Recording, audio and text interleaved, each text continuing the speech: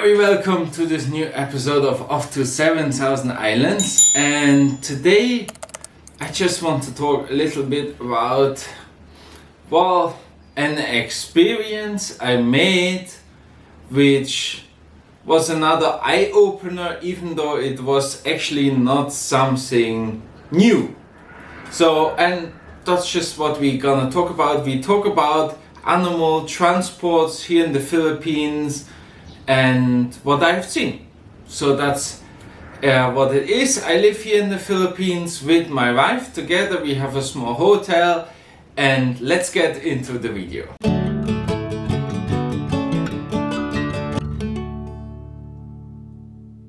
And before we start talking about what I have seen and then what Facebook thought I have seen,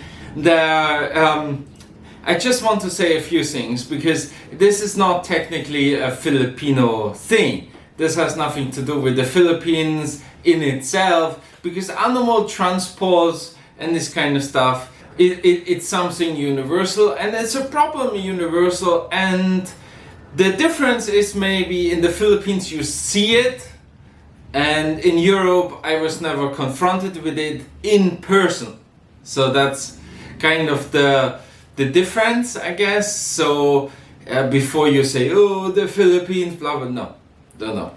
Look at your own country. And then the other thing is, I'm not like a vegetarian or vegan or anything. I think it's a healthy balance, can have meat. And also, I'm not thinking that animals are the same as humans. I'm a Christian, and there's a clear distinction between animals and humans.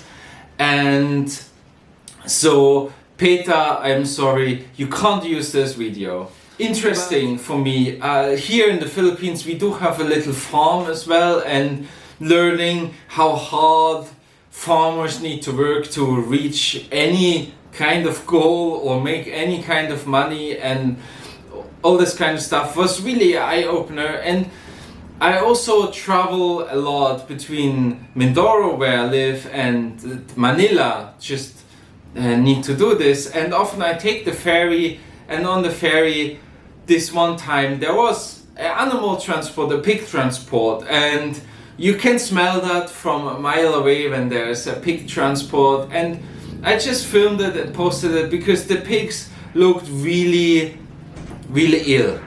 They looked not good as well at all. I mean, like, I guess, like, sometimes on animal transports here I see pigs in much better conditions than this, and so I filmed it a little bit.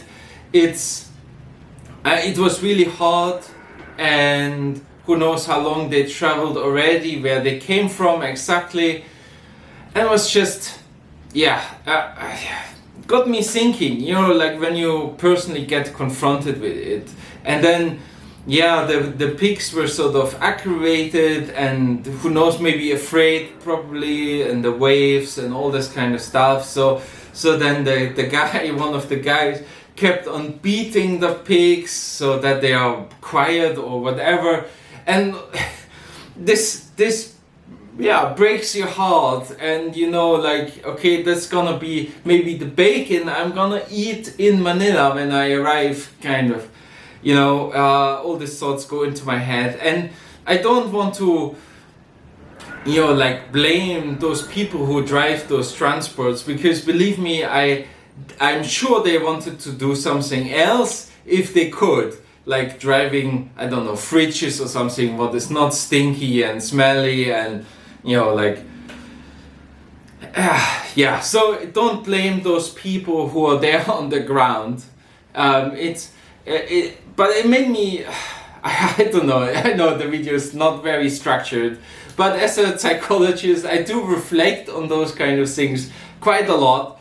And it's sort of, you know, how much is it worth to have everything everywhere, you know, and that's of course not the case in the Philippines, but in Europe we have everything everywhere, and it's quite, the cost is not paid by us, like the emotional cost, we just paying a price with money, but well, is it worth it for those pigs to travel those distances just that we have everywhere everything, for example? I struggle with this because here where we live in the province in the Philippines, we basically buy all the food locally. We have our own rice, we have our own cows, and pigs are, well, we buy them in, but they are also here just locally. So, and it's at least here from the island, and fruits and this kind of stuff. So most of the things are locally. And then when you see this for, of course, like big cities like Manila with, you know, like 30 million people probably living there, of course the stuff needs to get into Manila and to be eaten. But what price are we willing to pay in sort of animal cruelty? I've been thinking, and I don't have a good answer. I think in Europe the animal protection people are often very extreme, and which is also not great, which, you know, like the extremist vegans and so on, a lot of stuff which is like not good for the cause itself. But I just thought maybe you should also think about animal protections, how we do this. And I know animal protection costs money, and that we need to pay that in the shop again, which is a huge problem when you're running out of money or you don't have much money. But at the last point, I wanted to talk about like the funny thing what happened. So I first uploaded this on Instagram. So we also have Off to the 7,000 Islands on Instagram, and I uploaded it there, and basically it got blocked from Meta. I don't know, maybe it got reported or the algorithm blocked it because of animal cruelty. And I put that in the title of the video, animal cruelty, of course, to get more clicks. I don't think that is already like animal cruelty itself, but you know how social media works. And then, but what I wanted to do with it is, of course, criticizing it. And maybe our behavior gets some people to think, and it's quite interesting. So it was 2 days blocked, and then it was released again and got quite a lot of clicks for someone with almost no followers at all. But yeah, this sort of, I found it quite interesting because one of my major subjects was media psychology, and this is one of the problems that they trying to control something, but the technology is not good enough in order to control something yet. And of course they don't have enough humans to check every single content. That's not possible at all. So, but yeah, that was sort of, I don't know, sorry for the bit of unorganized video, but maybe the main points are is like, you know, do we need everything everywhere? And for me, you know, like, or for every human, is when we are directly confronted, when it's not more distance, then we get actually thinking about it. And maybe you have some thoughts as well.